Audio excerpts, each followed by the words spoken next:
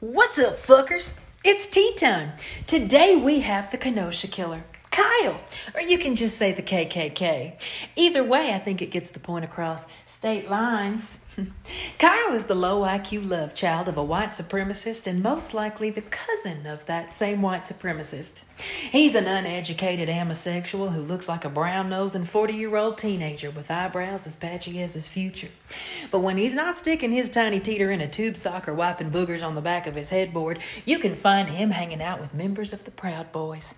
They definitely support the Black Lives Matter movement.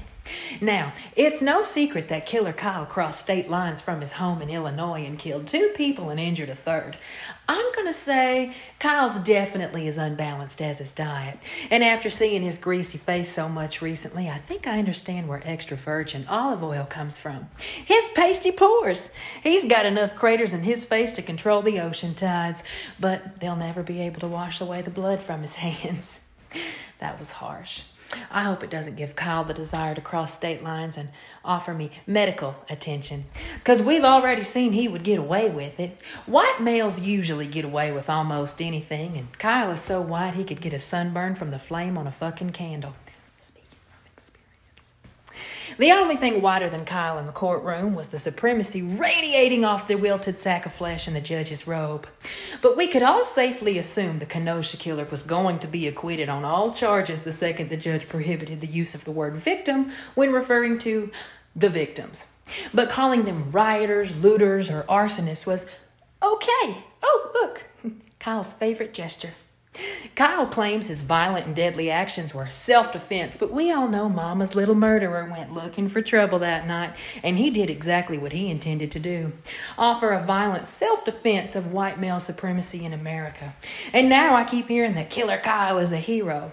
I thought it was pronounced murderer, but I don't speak right-wing Republican, so it could just be a language barrier. But Kyle speaks right-wing Republican, especially with his violent actions, which is why Matthew Pizzagates thinks Kyle would make a good congressional intern.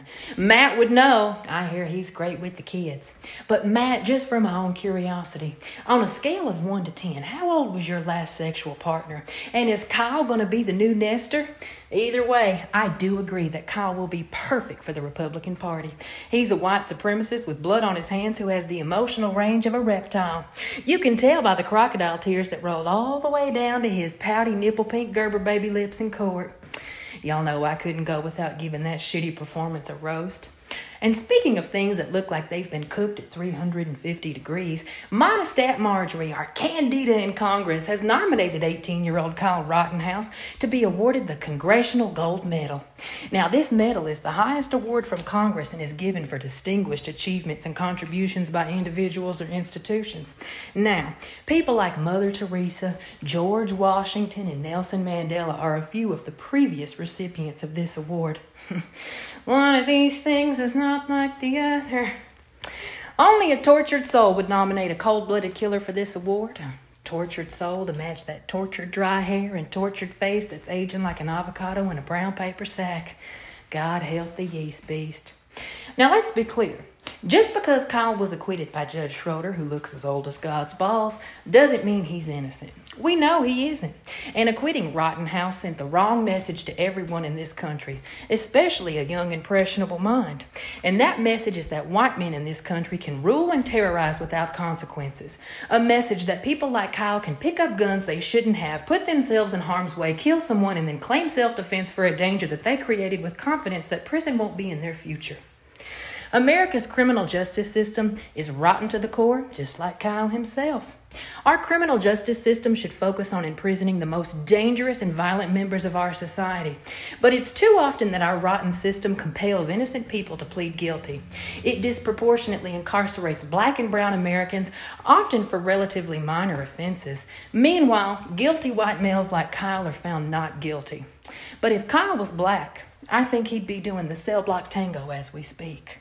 I want everybody to have a great fucking day unless you're celebrating that little Gerber baby lip bitch's freedom.